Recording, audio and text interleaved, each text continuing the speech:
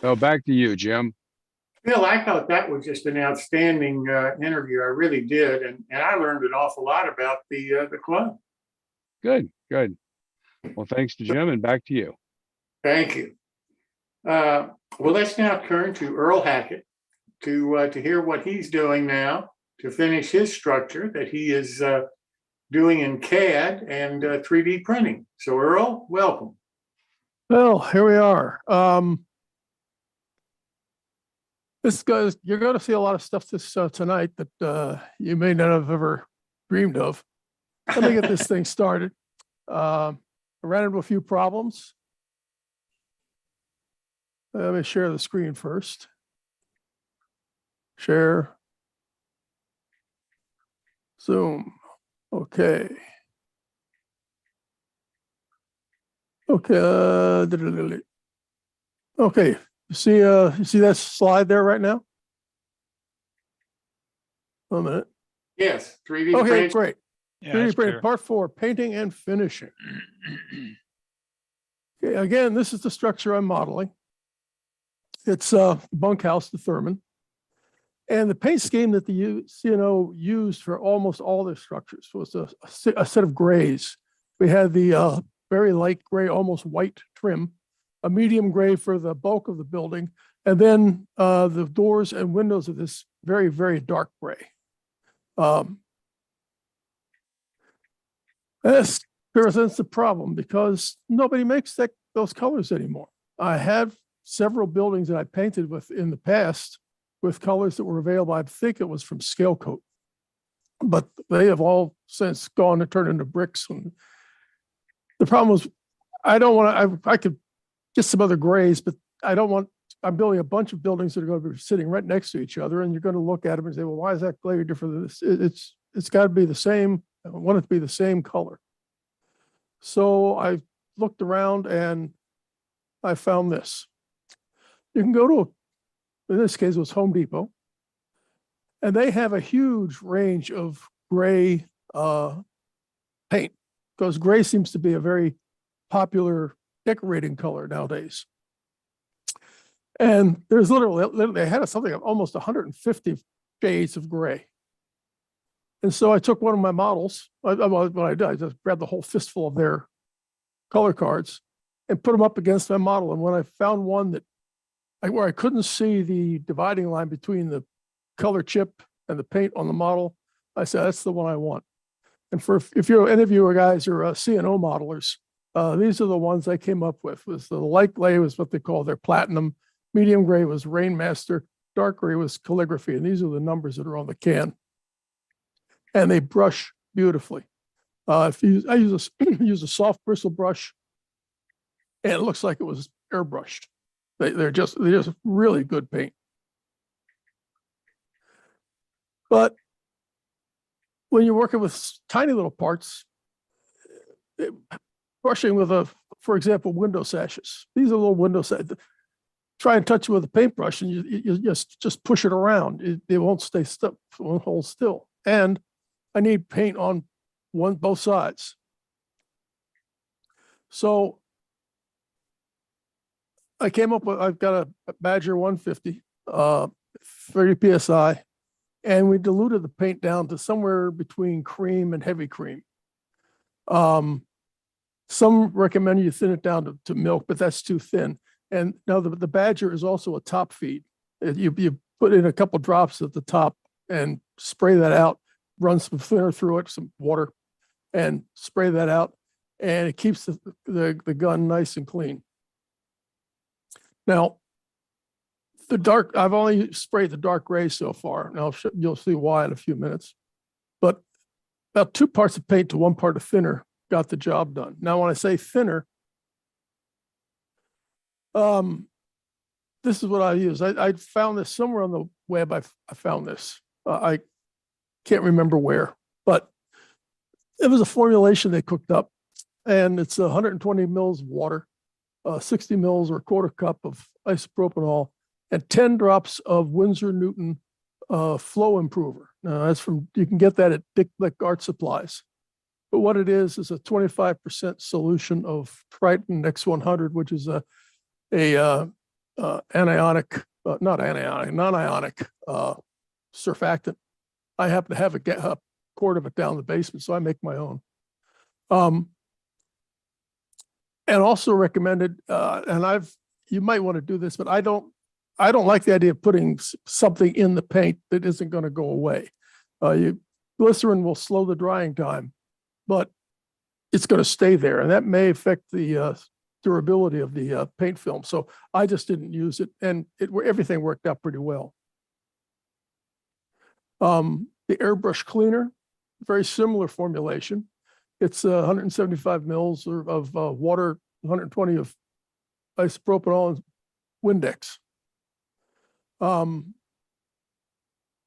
Again, some people put glycerin in there, and maybe it'll lubricate the airbrush. I don't know, but I just didn't bother with it. So here's what I'm using. This bottle here is the thinner. This is the cleaner, and it's a good thing the Windex is in there because it's blue and you can tell the difference. And I put the paint, after I diluted it, in a small dropper bottle like this. You drop a few drops in there, spray away when you run out of paint, flush it with a little bit of this, a little thinner, clean it out, and put a few more drops in and blaze away. You could probably put, what you don't want to do is fill the cup up, because what's going to happen, it's going to start to evaporate and you're going to wind up with lumps, and then you really mess your airbrush up. So I put in maybe a milliliter or so, about 10, 15, 20 drops, and spray that until it's done, and then clean it and load it up again. And the stuff, it just sprayed beautifully. It was one of the nicest spraying paints I've run into. Now there's a bigger paint problem. These latex paints don't stick to 3D printed resin prints. And I said, oh crap. I tried solvent-based paints, Floquil, I have some of that still, Scale Coat and True Color. They all displayed pretty good adhesion, excellent adhesion. I have not tried automotive lacquer or enamel paints, but they should work well too, because they're a solvent. They'll penetrate and attack the surface of the resin, and basically allow the paint to grab hold of it. So it'll soften it, and the paint and the resin will just meld together and form a good strong bond.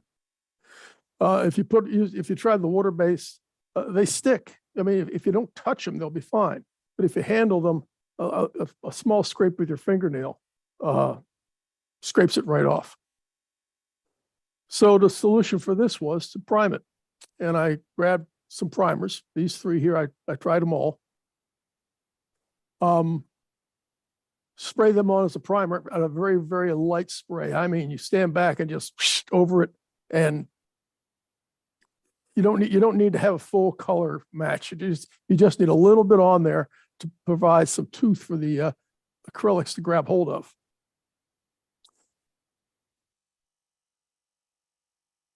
And then somebody asked about joint repair. Well, this is what I use: Bondo glazing and spot putty. I've had that tube for probably 15 years.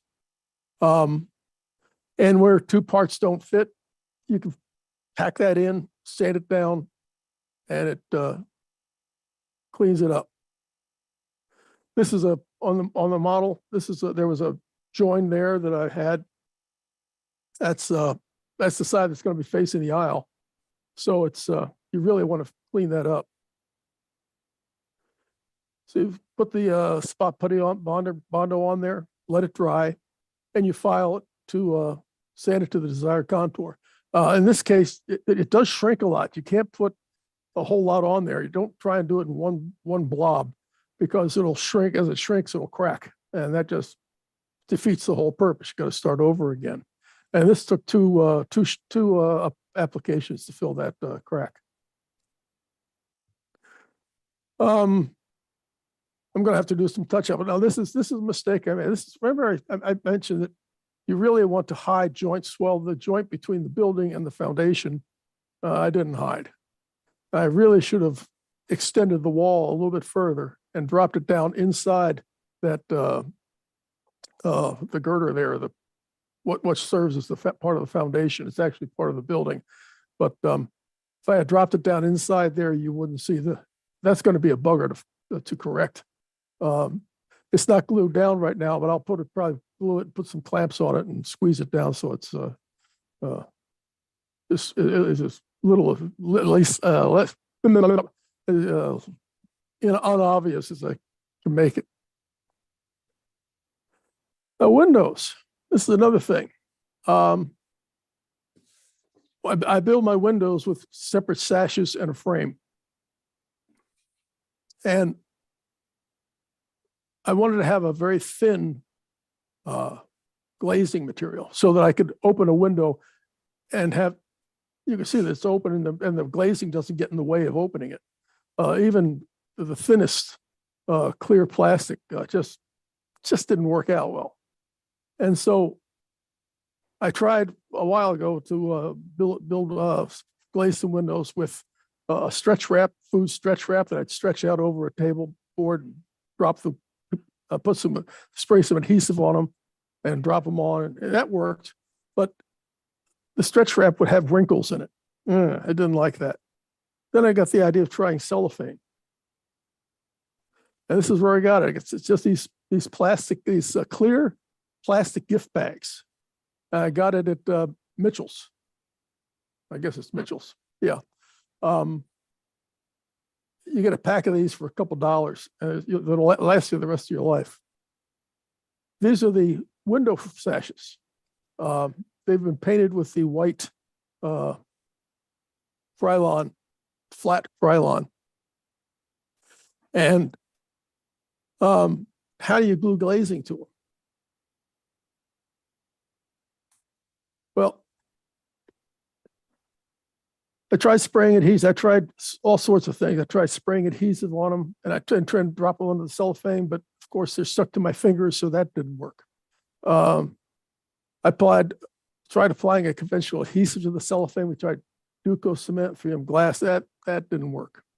It just was ugly. So I tried some non-standard adhesives. A lot of people use these hairsprays, and I have never had much luck with them. My wife gave me this. This is a freezing hairspray. This thing sounds supposed to be really tough. Didn't work, at least not very well. So I went back to my Krylon. I used, in this case, not the matte or satin version, but the gloss clear coat. I've been using these clear coats to glue foliage together for several years now. So I gave that a try. And I just sprayed the cellophane with it. And while it was still wet, dropped the window sashes onto it. And there's the result. So what I'm looking at now, I found if I could array these, I'm just doing that before, I was starting to do this before the show. Take a bunch of these window sashes, lay them down on a flat surface, spray the cellophane, and flop the whole thing right down on top of them, and just give it a light rub. Let it dry, and then peel it back up and see what happens. I'm going to do that. These are just quick and dirty test specimens to see if things work, but they're stuck. They are really stuck on there, and they're not coming off. So now comes the roof, and I was not happy with what I wound up with, but it worked okay. The basic structure, remember I had those the framework there, and I didn't see how I could put glue on the frames and then try and get the plastic on there. I needed something that was going to be stiff enough to not sag between the frames. So I finally decided I'm going to try this, and I took some 77 spray and really hosed the back of that plastic down. It was all pre-cut and ready to go. Pick it up, slap it on there, and you have maybe 5 seconds, 10 seconds to adjust its position before that 77 spray starts to really set up, and you can't slide it around anymore. But once you get it in there, it worked very well. It really worked well. And I did the same thing with the paper that I was going to use for the tar paper. An HO scale 3-foot wide roll is 10.5 millimeters. So I got a 5 millimeter grid paper from Amazon, and that gives me lines for 10 millimeter spacings, which gives me a scale 2 millimeter overlap. Paper was sprayed with 77 spray and then just positioned it on the styrene sheet with the lines nice and horizontal and everything. And now you have lines to apply your tar paper. And this is what it looks like at this point. I was not at all happy with using paper or gluing it down like this. It just doesn't look right. And right after I had done this, I said, I have a little plastic shed, little handcar shack. And I noticed that they had cast the tar paper seams into the roof. And I looked at that and I thought, well, that's a good idea. And I painted it and they look great. So the next trick is to try and figure out how to print the tar paper seams. I don't know if I can do it, but I'm going to try a couple experiments to see if it can be done. And if I have a bunch of little sheds that I have to make, and that's what I'm going to try and use, actually print the lines for the tar paper, and just, then all I have to do is paint it. Okay, so that wraps it up for tonight. There's a lot of stuff there that probably people haven't thought much about. But anybody have any questions? Hey, Earl, Greg. Yeah, shoot. A little bit back when you were talking about the difficulties of getting a water-based paint to stick, and you used a basic spray primer, which, you know, they're kind of a heavy coating. One thing I've done in a couple of cases over both resin, 3D printings and castings is use AK resin primer. It's a very thin primer that sticks really well to those type of resins, and most any airbrushed water-based paint will stick to it. And I've had pretty good success with that. It's not cheap, but you can find it on Amazon. It's AK resin primer. Okay, I'll take a look at that. Mm-hmm. Earl, this 77 that you sprayed the plastic with, will that work on any other material, wood, for example? It works on just about anything.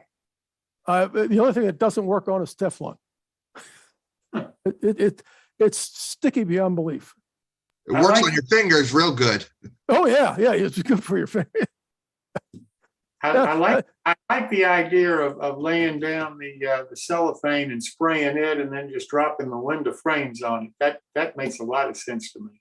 That works pretty well. The only problem is that spray dries pretty quickly, and you have to get them on there while it's still wet.